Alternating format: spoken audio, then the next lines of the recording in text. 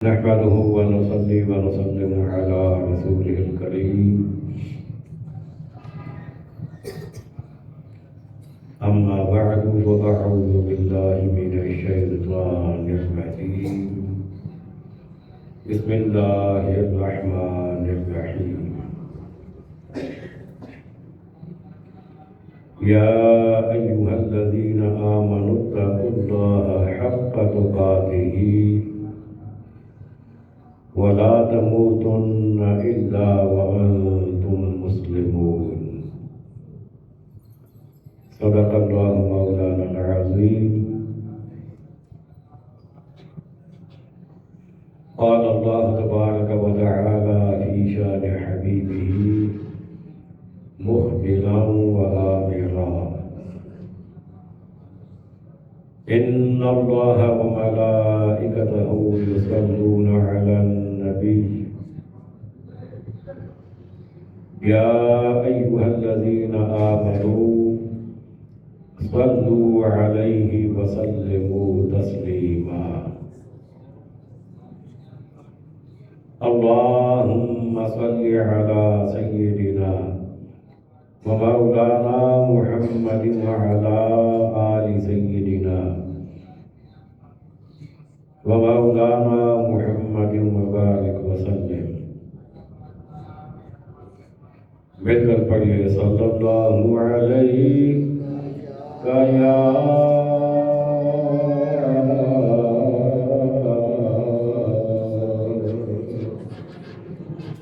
رسول اللہ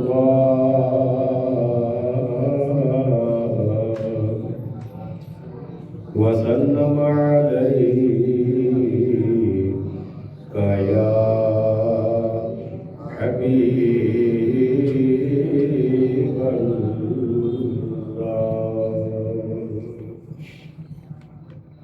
صلی اللہ علیہ یا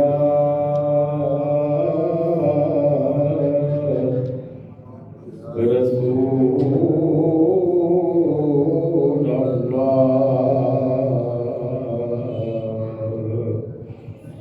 وسلم علیہ یا حبیب اللہ.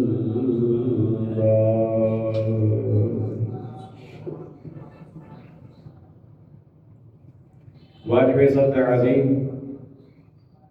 سامعین محتشم، حاضرین مکرم، عشاقان مصطفیٰ کریم علیہ الصلاۃ والسلام،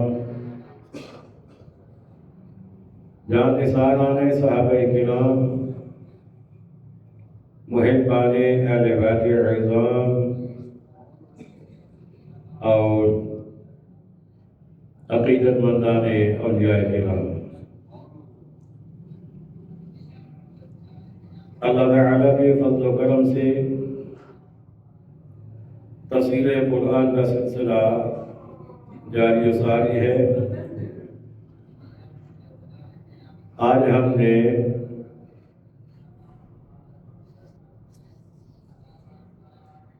سورہ آل عمران کی آیت نمبر 102 سے لے کر 109 تک سمجھنے کی کوشش کرنی ہے. پارہ چوتھا ہے اور اس کا رکوع دوسرا ہے.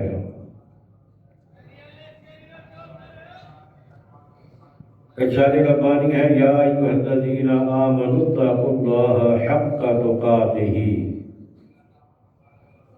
اے ایمان والو، اللہ سے ڈرو جیسا اس سے ڈرنے کا حق ہے.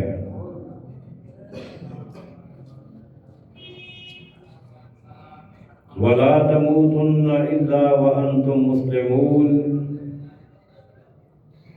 اور ہرگز نہ مرنا مگر مسلمان. اس آیت کریمہ میں اہل ایمان کو دو حکم ارشاد فرمائے گئے.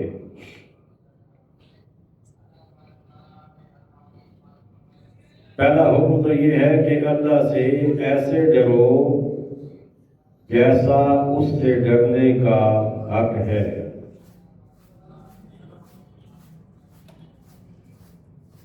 اس آیت مبارکہ کی تفصیل ایک اور آیت کریمہ میں آئی ہے۔ فرمایا فاتقوا اللہ ما استطعتم،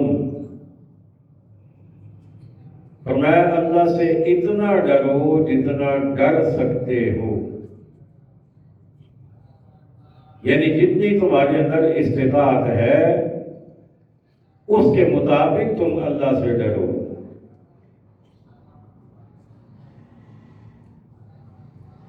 اس کا مطلب یہ ہوا، اللہ سے ڈرنے کا مطلب یا تقویٰ کا مطلب یہ ہوا کہ ہر وہ کام کرو جو کرنے کا اللہ نے حکم دیا، اور ہر اس کام کو چھوڑ دو جس سے اللہ نے منع کیا۔ اور یہ ایک دن کی بات نہیں، 2 دن کی، 4 دن کی نہیں، بلکہ یہ عمل ساری زندگی جاری رکھنا ہے۔ زندگی میں جب بھی کچھ کرنے کا موقع آئے تو پہلے یہ سوچنا ہے کہ کیا میرے رب نے اس کی اجازت دی ہے، یا میرے رب نے اس سے منع تو نہیں کیا۔ اگر اجازت دی ہے تو وہ کام کرنا ہے، اور اگر اللہ نے منع کیا ہے تو وہ کام ہرگز نہیں کرنا۔ اب اللہ نے نماز کا حکم دیا، نماز ضروری ہے، چاہے ہم جتنے بھی مصروف ہو، چاہے ہم بیمار ہوں، چاہے ہم سفر پہ ہوں۔ اگر بیمار ہیں، ایسے بیمار کہ جس پر معذور کے احکامات آتے ہیں تو پھر اس کے مطابق نماز پڑھیں گے۔ اگر شرعی مسافر ہیں تو اس کے مطابق نماز پڑھیں گے، لیکن نماز چھوڑ نہیں سکتے، اور پڑھنی بھی اپنے وقت کے اندر ہے، ڈیلے نہیں کر سکتے۔ تو فرمایا فاتقوا اللہ، اتقوا اللہ، اللہ سے ڈرو حق تقاتہ، جیسا اس سے ڈرنے کا حق ہے۔ مطلب یہ کہ جس حد تک تم سے ہو سکے اس میں تم نے کمی نہیں کرنی۔ اگر کہیں تم بے بس ہو جاؤ تو پھر تمہیں چھوٹ مل سکتی ہے، لیکن جو کام تمہارے اختیارات میں ہے تو وہ تم نے کرنے ہیں اگر اللہ نے حکم دیا ہے، اور جن سے اللہ نے منع کیا ان سے تم نے رکنا ہے۔ اور دوسرا رب نے حکم دیا اس آیت مبارکہ میں وَلَا تَمُوتُنَّ إِلَّا وَأَنْتُمْ مُسْلِمُونَ، ہرگز نہ مرنا مگر مسلمان۔ مسلمان کا مطلب ہوتا ہے تابعدار۔ تو مطلب کیا ہوا کہ جب بھی تمہیں موت آئے تابعداری کے عالم میں آئے، نافرمانی کے عالم میں نہ آئے، نافرمانی کی کیفیت اور حالت میں نہ آئے۔ اب موت کا تو پتہ ہی کوئی نہیں کہ کب آ جائے گی۔ اچھا بھلا چنگا بھلا بندہ صحت مند ہوتا ہے، 2 منٹ بعد خبر آتی ہے جی اٹیک ہو گیا ہے۔ موت کا تو کوئی پتہ نہیں ہے۔ جب موت کا کوئی پتہ نہیں تو پھر اس آیت کریمہ کا مطلب یہ بنا کہ تم ہر وقت اللہ کی تابعداری میں رہو، تاکہ جب بھی موت آئے تو تمہیں تابعداری ہی میں موت آئے۔ یہ مت سمجھو کہ ابھی زندگی بڑی پڑی ہے۔ کسی کو آپ نے گارنٹی نہیں دی کہ تم اتنے سال زندہ رہو گے، اور کسی کو نہیں بتایا۔ اس لیے ہر وقت اللہ کی تابعداری میں رہنا ہے، تاکہ موت جب بھی آئے تو ہمیں بحالت اسلام موت آئے، تابعداری کی عالم میں موت آئے۔ پھر فرمایا وَاعْتَصِمُوا بِحَبْلِ اللَّهِ جَمِيعًا وَلَا تَفَرَّقُوا،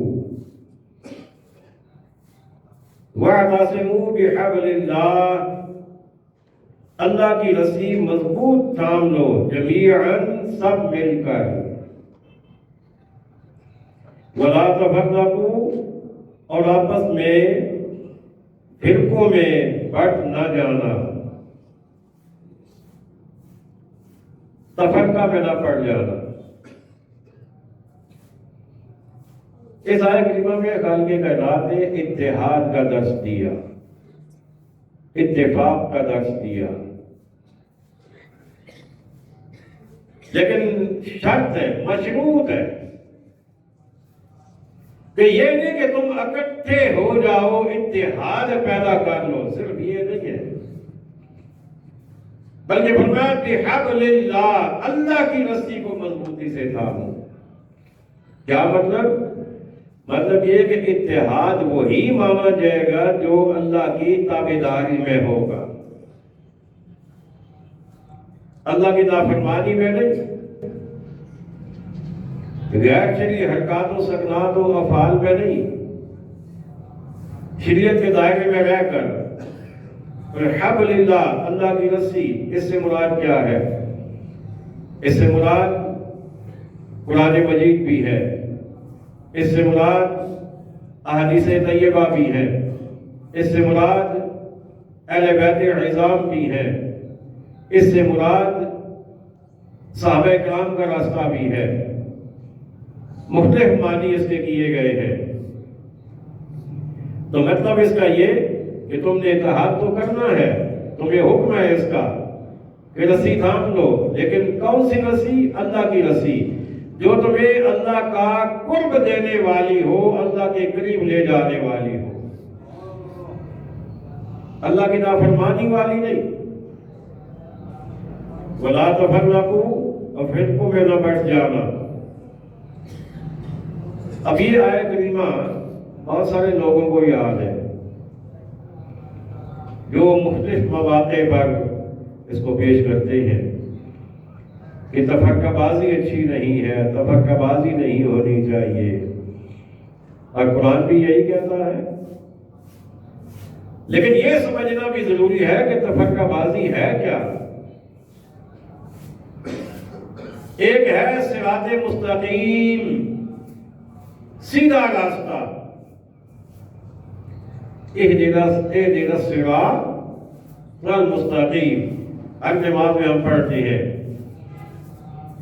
الحمدللہ رب العالمین الرحمن الرحیم مالک یوم الدین ایاک نعبد و ایاک نستعین اہدنا الصراط المستقیم، اے اللہ ہمیں سیدھے راستے پر چلا، صراط مستقیم، سیدھا راستہ، ایسا راستہ جو اللہ کی طرف لے جانے والا ہو، غیر اللہ سے بچانے والا ہو، من دون اللہ سے بچانے والا ہو۔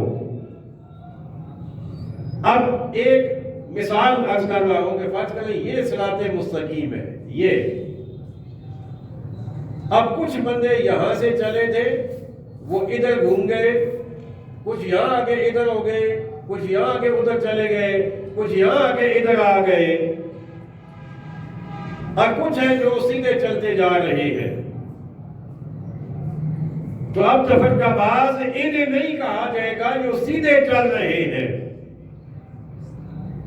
تفرقہ باز انہیں کہا جائے گا جو صراط مستقیم کو چھوڑ کر دائیں بائیں ہو رہے ہیں، انہیں کہا جائے گا، وہ تفرقہ بازی پیدا کر رہے ہیں۔ اور اب وہ جو سیدھے چل رہے ہیں وہ انہیں کہتے ہیں کہ تم غلط راستے پہ چلے گئے ہو، واپس اس راستے پہ آ جاؤ۔ انہیں بھی کہتے ہیں تم غلط راستے پہ چلے گئے ہو، واپس صراط مستقیم پہ آ جاؤ۔ انہیں بھی کہتے ہیں، انہیں بھی کہتے ہیں، اور وہ جو دائیں بائیں بھٹک گئے وہ انہیں اپنی طرف بلاتے ہیں کہ نہیں نہیں ہم ٹھیک ہے، تم غلط ہو۔ تو اب سمجھنا یہ ہے کہ تفرقہ باز وہ نہیں ہے جو وہ اس سیدھے راستے پر چل رہے ہیں، بے شک بے شک بے شک کوئی شک اور جو دوسروں کو واپس بلا رہے ہیں۔ نفر کے بعد وہ ہیں جو صراط مستقیم کو چھوڑ کر دائیں بائیں ہو گئے۔ بے شک بے شک اب اگلا سوال یہ ہوگا آپ کا کہ ہر کسی کے ہاتھ میں قرآن ہے، ہر کوئی حدیثیں پڑھتا ہے، تو ہمیں کیا پتا چلے کہ سیدھا راستہ کون سا ہے؟ ہمیں تو سارے ہی کہتے ہیں کہ ہم سیدھے راستے پہ ہیں۔ تو بڑا آسان سا فارمولہ ہے، کوئی مشکل نہیں ہے۔ جس کو بھی بے ادب دیکھو سمجھ جاؤ گے یہ صراط مستقیم سے ہٹ چکا ہے۔ بے شک کوئی شک نہیں، بالکل آسان فارمولہ۔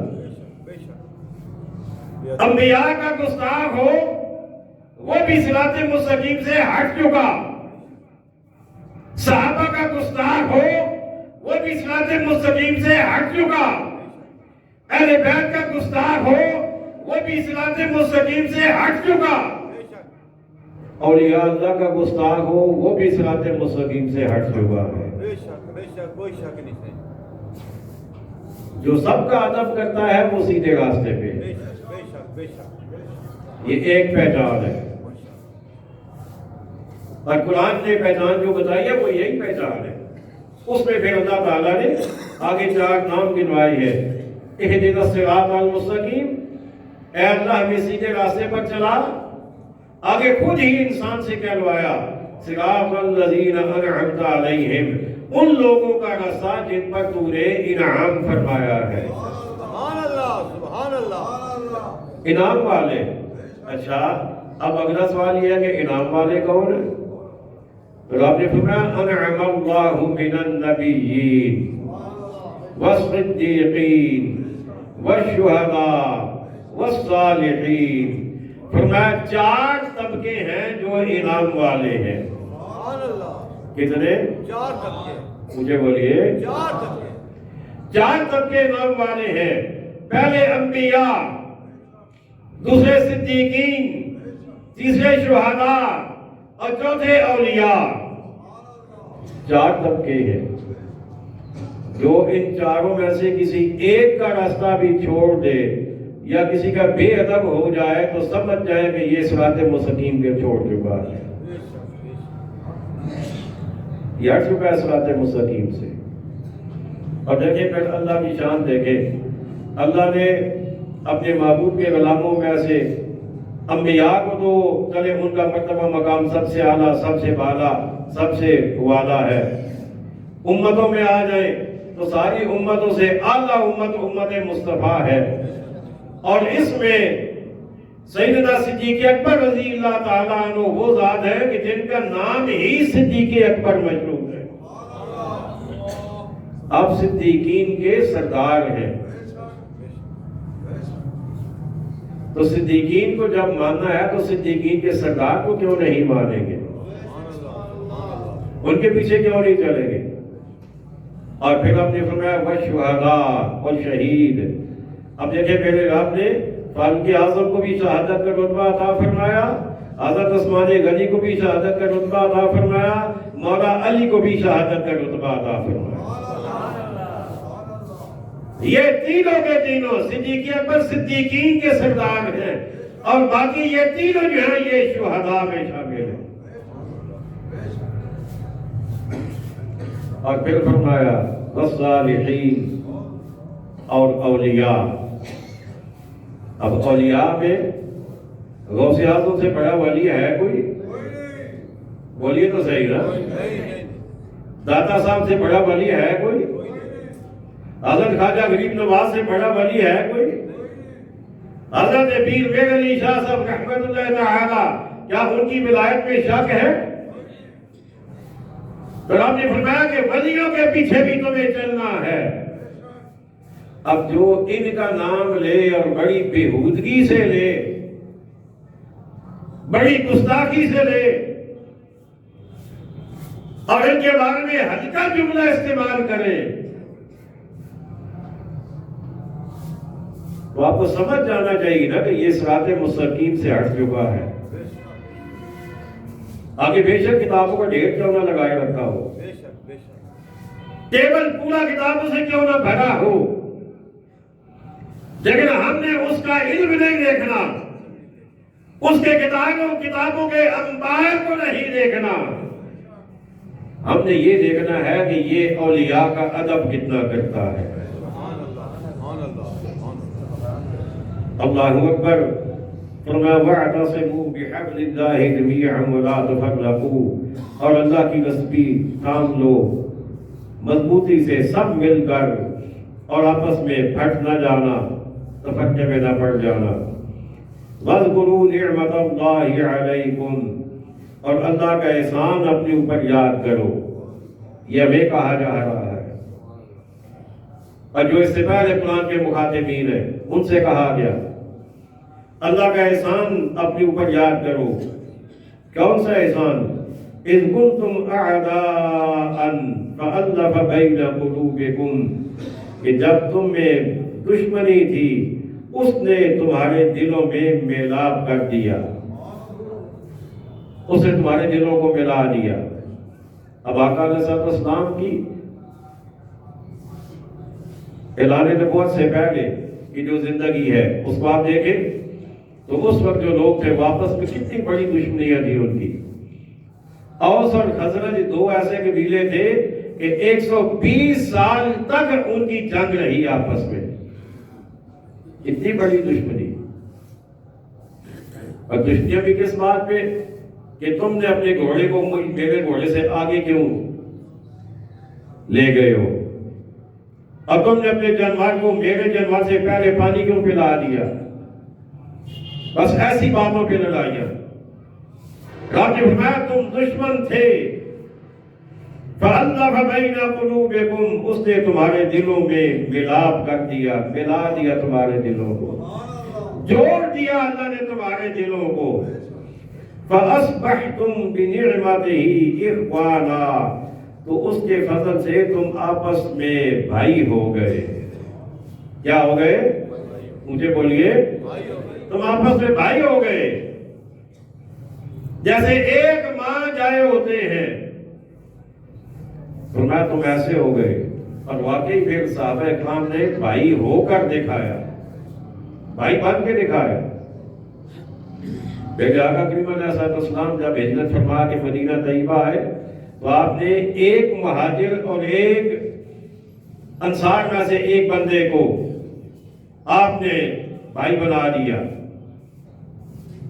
ایک مکہ سے آنے والے اور ایک مدینہ والے، ان دونوں کا آپس میں بھائی بنا دیا، پھر دو اور کو، پھر دو اور کو، یوں میرے آقا علیہ السلام نے سب کو بھائی بنا دیا۔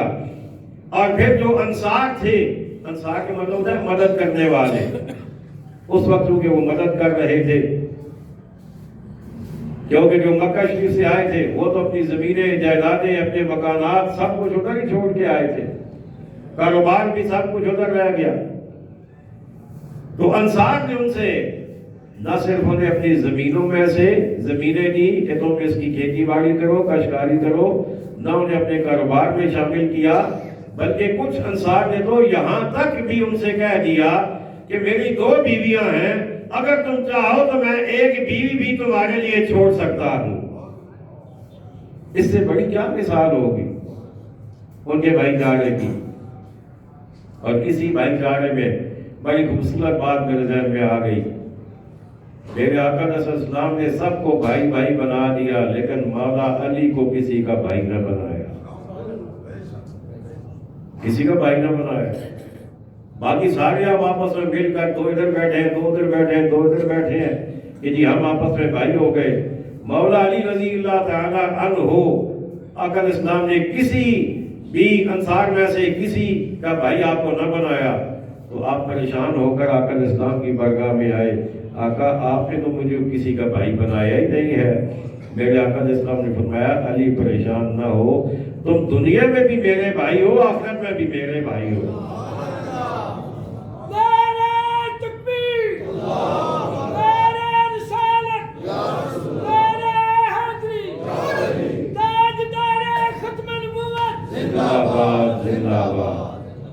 فرمایا تم دنیا میں بھی میرے بھائی ہو، آخرت میں بھی میرے بھائی ہو، رب نے فرمایا کہ پھر اللہ نے اپنے فضل سے تمہیں بھائی بھائی بنا دیا، تم بھائی ہو گئے۔ وَكُنْتُمْ عَلَى شَفَا حُفْرَةٍ مِّنَ النَّارِ فَأَنْقَذَكُم مِّنْهَا، اور تم ایک غار یعنی دوزخ کے کنارے پر تھے تو اس نے تمہیں اس سے بچا دیا۔ یعنی تمہاری کیفیت یہ ہو چکی تھی کہ تم اپنی لڑائیوں کی وجہ سے اور اسلام سے پہلے اگر تم اسلام قبول نہ کرتے تو تم گویا جہنم کے کنارے پر پہنچ چکے تھے، لیکن اللہ نے تم پر کرم کیا کہ اس نے اپنا محبوب تمہیں عطا فرما دیا۔ جب تم محبوب کے دامن سے لپٹ گئے تو اللہ نے تمہیں جہنم سے بچا کر جنتی بنا دیا، جنتی بنا دیا۔ كذلك يبين الله لكم آياته لعلكم تهتدون، اللہ تم سے یوں ہی اپنی آیتیں بیان فرماتا ہے کہ کہیں تم ہدایت پاؤ۔ اب یہ جو اللہ آیتیں بیان فرماتا ہے یہ ان کے لیے بھی یہی حکم تھا، ہمارے لیے بھی یہی حکم ہے کہ اللہ اپنی آیتیں کیوں بیان فرماتا ہے؟ تاکہ ہم ہدایت پائیں، ہم بھی اپنی دشمنیاں ختم کریں، ہم بھی اپنے معاملات کو سلجھائیں، اپنی انا کو اور اپنے وڈیرے پن کو اپنے دماغ سے نکالیں۔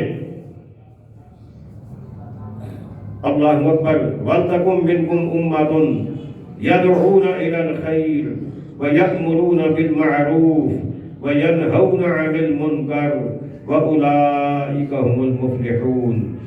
فرمایا اور تم میں ایک گروہ ایسا ہونا چاہیے کہ بھلائی کی طرف بلائیں اور اچھی بات کا حکم دیں اور بری سے منع کریں، اور یہی لوگ مراد کو پہنچے۔ اب اس کا مطلب یہ ہوا کہ ہر قوم میں، ہر آبادی میں، ہر علاقے میں، ہر شہر میں کم از کم ایک بندہ ایسا ضرور ہو کہ جو مکمل عالم دین ہو۔ یہ ضروری ہے، جسے باقاعدہ دین پڑھا ہو اور مکمل پڑھا ہو، اور وہ کیا کرے؟ وہ تمہیں نیکیوں کی طرف بلائے گا، وہ تمہیں اچھی بات کا حکم دے گا، وہ تمہیں برائی سے منع کرے گا۔ تو یہ ضروری ہے کہ اب کتنے بڑے بڑے خاندان ہوتے ہیں لیکن ان میں کوئی ایک بھی نہ حافظ قرآن ہوتا ہے نہ عالم دین ہوتا ہے۔ ڈاکٹر تو بناتے ہیں، انجینئر تو بناتے ہیں، وکیل تو بناتے ہیں۔ بچہ پیدا ہوتا ہے تو ماں کہتی ہے ڈاکٹر بناؤں گی، باپ کہتا ہے انجینئر بناؤں گا، تایا چچا آگے کہتا ہے نہیں نہیں اسے ہم نے وکیل بنانا ہے، کوئی کہتا ہے اسے جج بنائیں گے۔ لیکن شاید ہی کوئی ایسا ہو جو یہ بھی کہتا ہو کہ میں اسے عالم دین بناؤں گا۔ اور پتہ ہے لوگ کیوں نہیں اس طرح بات ہے؟ کہتے ہیں جی مولوی کون سی رکھاسی کو دوں۔ سمجھ آ گئی ہے؟ مولوی بنے گا تو کھائے گا کہاں سے؟ مجھے آج دن تک کوئی ایک مثال ایسی دے دے کہ کسی مولوی نے خودکشی کی ہو غربت کی وجہ سے کہ جی میں مر گیا ہوں، میرے پاس کچھ ہے نہیں۔ باقی آپ لوگ سنتے ہیں اخبارات میں اور سوشل میڈیا پہ آئے روز خبریں آتی ہیں کہ فلاں آدمی نے بچوں سے پریشان ہو کر بچوں کا معاملات پورا نہ کر سکنے کی وجہ سے خودکشی کر لی، لیکن آج تک کسی مولوی نے نہیں کی۔ اللہ برکت دیتا ہے اور اللہ دیتا ہے، اس لیے اپنے بچوں کو سبق دلائیں۔ وَلْتَكُن مِّنكُمْ أُمَّةٌ، تم میں سے ایک گروہ ایسا ہونا چاہیے۔ گروہ کا مطلب کہ ہر علاقے میں کچھ بندے ایسے ہونے چاہیے، ہر قبیلے میں ایسے ہونے چاہیے، ہر شہر میں ایسے ہونے چاہیے جو باقاعدہ عالم دین ہو اور وہ نیکیوں کا حکم دے، برائیوں سے منع کریں۔ وَلَا تَكُونُوا كَالَّذِينَ تَفَرَّقُوا وَاخْتَلَفُوا مِن بَعْدِ مَا جَاءَهُمُ الْبَيِّنَاتُ، اور ان جیسے نہ ہونا جو آپس میں پھٹ گئے اور ان میں پھوٹ پڑ گئی بعد اس کے کہ روشن نشانیاں انہیں آ چکی تھیں۔ وَأُولَٰئِكَ عَذَابٌ عَظِيمٌ، اور ان کے لیے بڑا عذاب ہے۔ اب اس میں یہ بتایا گیا کہ وہ لوگ جن کے پاس پہلے علامتیں نشانیاں آ چکی تھیں اور وہ جانتے تھے، جیسے तौरात और इंजील और ज़बूर में हमारे आका सल्लल्लाहु अलैहि वसल्लम की शानें मौजूद थी, और उनके उलमा जो है वो इन शानों को पढ़ते भी थे, समझते भी थे। इसीलिए आका सल्लल्लाहु अलैहि वसल्लम की आमद से पहले वो आका अलैहिस्सलाम के वसीले से दुश्मनों पर फतह मांगते थे, और अल्लाह उन्हें फतह अता फरमा भी देता था। लेकिन जब आका अलैहिस्सलाम आ गए तो फिर हसद की वजह से आका का कलमा न पड़ा, बल्कि अपनी दुकानदारी बचाते रहे, अपने कारोबार बचाते रहे, अपने नजराने बचाते रहे, और महबूब करीम के दामन से न लिपटे, और यूं खुद भी दोज़ख का ईंधन बन गए, अपने पीछे वालों को बना दिया। तो फरमाया तुम उनकी तरह ना हो जाना, तफरकबाजी में भी ना पड़ना, और हक आ जाने के बाद फिर इख्तिलाफ भी उसमें न करना, वरना अल्लाह का अज़ाब बड़ा सख्त है।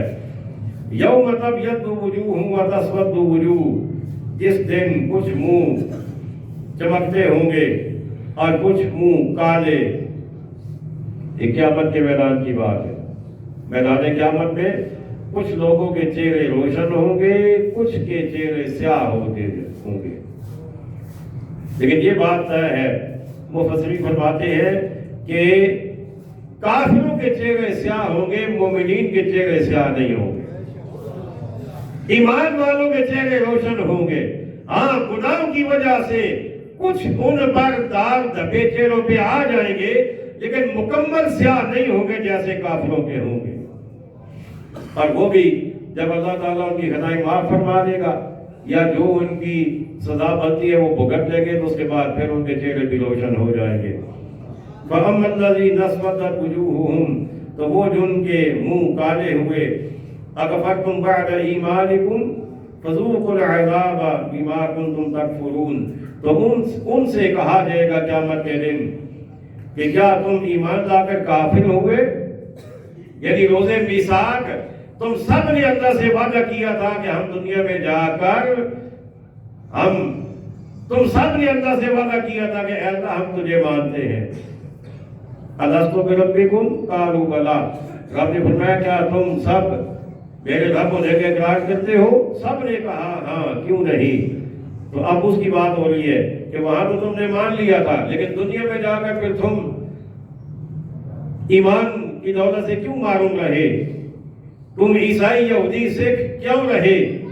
इस्लाम के दामन में क्यों नहीं आए? और फिर उनसे कहा जाएगा अब अजाब चखो अपने कुफ्र का बदला।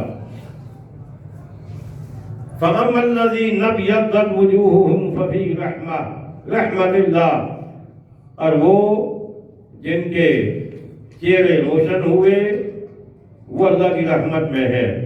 हुम फ़ीहा ख़ालिदून, वो हमेशा उसमें रहेंगे। तिल्का आयातुल्लाहि नतलूहा अलैका बिलहक़, ये अल्लाह की आयतें हैं कि हम ठीक ठीक तुम पर पढ़ते हैं। अल्लाह अपने महबूब से फरमा रहा है, क्या महबूब, ये हमारी आयतें हैं जो हम तुम्हारे ऊपर ठीक ठीक पढ़ते हैं। मतलब ये कि महबूब हम तुम्हें दे रहे हैं, और आगे लोगों तक पहुंचाना ये तुम्हारी जिम्मेदारी है। इसी तरीके से जो हम तक आना चाहे वो भी पहले तेरे कदमों तक आएगा, फिर हम तक पहुंचेगा।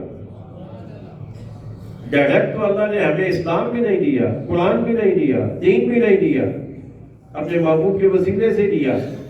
तो डायरेक्ट अल्लाह की बारगाह में कोई नहीं पहुंच सकता।